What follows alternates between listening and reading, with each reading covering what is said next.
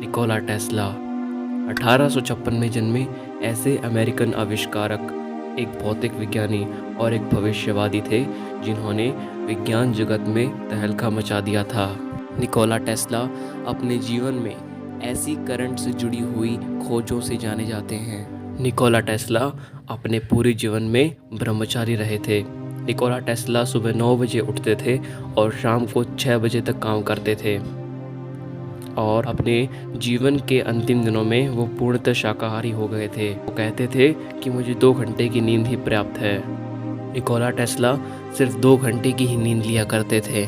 ऐसा माना जाता है कि उन्हें 8 भाषाओं की जानकारी थी। अपने पूरे जीवन काल में वो ब्रह्मचारी का जीवन जीते थे।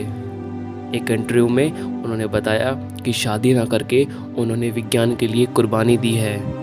आइए जानते हैं निकोला टेस्ला से जुड़ी कुछ ऐसी कहानियाँ जो आपने इससे पहले कभी नहीं सुनी थी।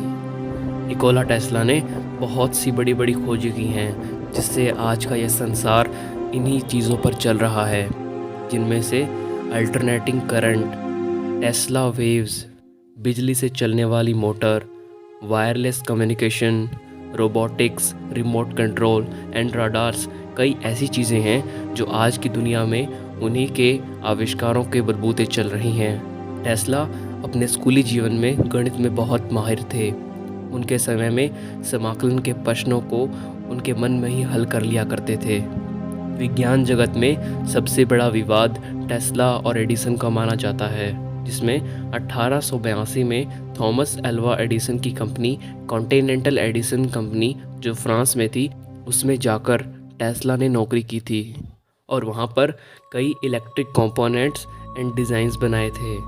टेस्ला ने एडिसन की कंपनी में काम करते हुए मोटर और जनरेटर को बनाने का डिज़ाइन एडिसन के सामने रखा। एडिसन ने टेस्ला को कहा कि अगर इस काम में वो सफल हो जाता है तो एडिसन उसे $50,000 देंगे। टेस्ला ने ऐसा कर दिखाया, लेकिन एडिसन अपने वादे से मुकर गया।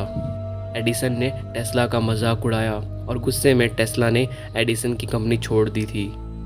एडिसन की कंपनी छोड़ने के बाद टेस्ला ने अपनी खुद की कंपनी स्टार्ट की जिसका नाम था इलेक्ट्रिक लाइट एंड मैन्युफैक्चरिंग। इस कंपनी में उन्होंने डायनामो इलेक्ट्रिक मशीन कम्यूटेटर का डिज़ाइन बनाया था। यह इनका सबसे पहला पेटेंट माना जाता है। टेस्ला की उपलब्धियां एडिसन से कम नहीं थी। टेस्ला विज्ञान को समझते थे। उनकी सामाजिक व्यवहार में बहुत कम रुचि थी, इसलिए वो इतने ज़्यादा फेमस नहीं हो पाए। एडिसन एक बहुत बड़े व्यापारी थे। एडिसन के द्वारा टेस्ला के साथ धोखा करने से टेस्ला और एडिसन की दुश्मनी हो गई थी।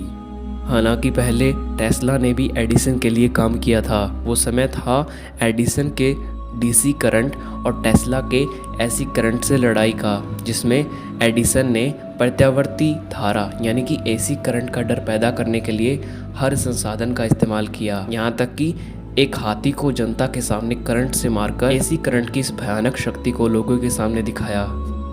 लेकिन हर घर में बिजली सिर्फ एसी करंट से ही पहुंच सकती थी, इसलिए आखिर में टेस्ला ही जीता। उस समय में पूरे अमेरिका में एडिसन के द्वारा आविष्कार की गई डीसी विद्युत प्रणाली चालू थी, यानी डायरेक्ट करंट, एक ऐसी डायरेक्ट करंट जो कि सिर्फ एक ही डायरेक्शन में चलती है। टेस्ला ने डीसी की कमियों को लोगों को बताया और ये बताया कि एसी करंट इस दुनिया में आने से हर किसी के घर में बिजली आ सकती है।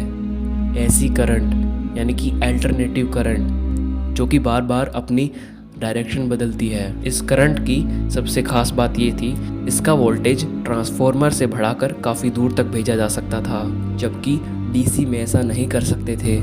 साथ ही एसी उपकरणों से बिजली की खपत कम होती थी। टेस्ला ने एसी इलेक्ट्रिक मोटर का आविष्कार किया जिसने पूरे डीसी विद्युत सिस्टम को हिलाकर रख दिया था। टेस्ला ने एसी करंट से चलने वाली इंडक्शन मोटर भी बनाई, जिसके आविष्कार के बाद टेस्ला के लिए सफलता के सारे रास्ते खोल दिए थे।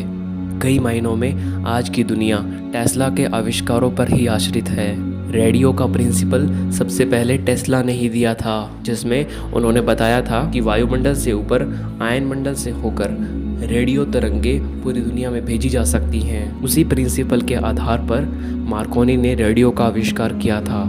टेस्ला ने अपने पूरे जीवन काल में लगभग 300 पैटेंट बनाए थे। इसके अलावा टेस्ला ने ऐसे बहुत सारे आविष्कार किए थे जिनका उन्होंने पैटेंट नहीं करवाया। अगर आपको ये वीडियो अच्छी लगती है तो हमारे चैनल को सब्सक्राइब करें। मिलते हैं आपसे एक नई इंस्पिरेशनल स्टोरी के साथ।